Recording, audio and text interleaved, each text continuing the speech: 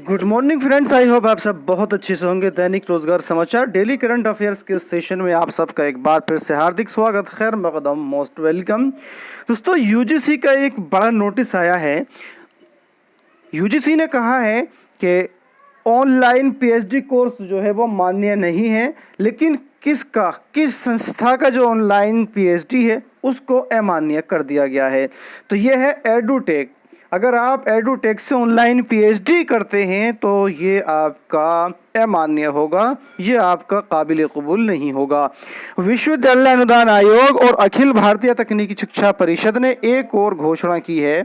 कहा है कि विदेशी शिक्षण संस्थानों के सहयोग से एडुटेक कंपनियों द्वारा पेश ऑनलाइन पीएचडी पाठ्यक्रम मान्य नहीं है।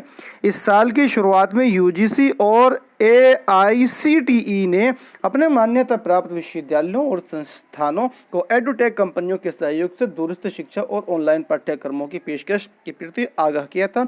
कहा था कि मानदंडों के अनुसार कोई फ्रेंचाइजी से समझौता स्वीकार्य नहीं है। तो अगर आप इस विदेशी संस्था के सहयोग से चलने वाले संस्थानों से यानी एडुटेक के माध्यम से ऑनलाइन पीएचडी कोर्स करते हैं तो ये मान्य नहीं होगा, इसका आपको ख्याल रखना होगा। और आगे भी इसी खबर को प्रमुखता दी गई है। ऑनलाइन पीएचडी मान्य नहीं भूलकर कभी न लें दाखिला। विश्वविद्यालय अनुदान आयोग ने छात्रों अभिभावकों को क्या है अलर्ट। कहा, ऑनलाइन पीएचडी कराने का प्रस्ताव दे रही हैं कंपनियां फर्जी हैं। कोरोना संकट के बाद ऑनलाइन पढ़ाई कराने वाली कंपनियों की बाढ़ सी आई हुई है। नए ऑनलाइन कोर्स छात्रों को ऑफर किए जा रहे हैं। इनमें से कुछ कंपनियों ने तो सारे नियमों को ताक पर रखते हुए विदेशी विश्वविद्यालयों के साथ मिलकर ऑनलाइन पीएचडी कोर्स भी ऑफर कराना शुरू कर दिया है।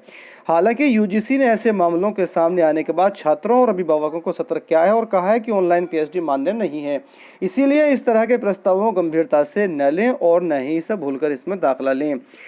तो दोस्तों, यूजीसी ने बिल्कुल साफ कर दिया है कि ऑनलाइन के माध्यम से जो ये एडुटेक है, इसके माध्यम से अगर आप ऑनलाइन पीएचडी में दाखिला लेते हैं और डिग्री लेते हैं तो वो आपकी अमान्य है, फर्जी घोषित की गई है। अगर वो ऐसे आप डिग्री लेते हैं तो आपकी वो डिग्री फर्जी होगी। तो अपना पैसा, अपना वक्त इस तरह की कंपनियों या इस तरह की संस्थानों के चक्कर में पड़ करके आप बर्बाद न करें। यूजीसी आपको इस बात के लिए पहले ही सचेत कर रही है।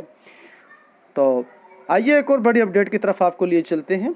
नगर क्षेत्रों के प्राथमिक स्कूलों में 11,549 शिक्षकों की है कमी। प्रदेश के नगर क्षेत्रों के प्राथमिक स्कूलों में 11,549 शिक्षकों की कमी है, यानी 77% शिक्षकों के पद खाली हैं। वहीं नगर क्षेत्र के कुल 1198 उच्च प्राथमिक स्कूलों में 1.08 लाख विद्यार्थी पढ़ते हैं।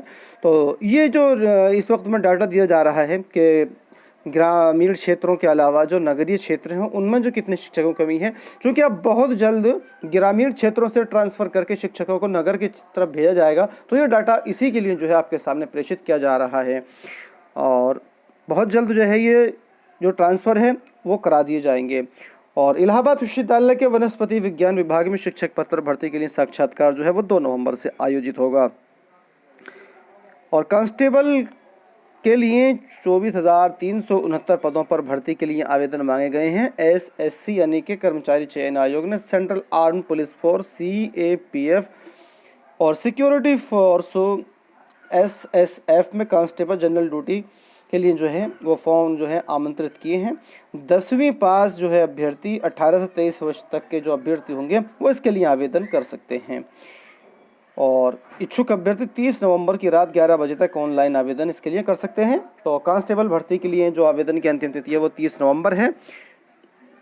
और हाई स्कूल पास जो है इसके लिए मिनिमम योग्यता रखी गई है और जो एज है वो रखी गई है यहाँ पर 18 से 23। तो दोस्तों, इस वीडियो में इतना ही। वीडियो अच्छी लगे तो लाइक कीजिएगा, शेयर कीजिएगा, साथ ही साथ इसी तरह की दूसरी अपडेट्स पाने के लिए चैनल को सब्सक्राइब करना ना भूलें। Thank you.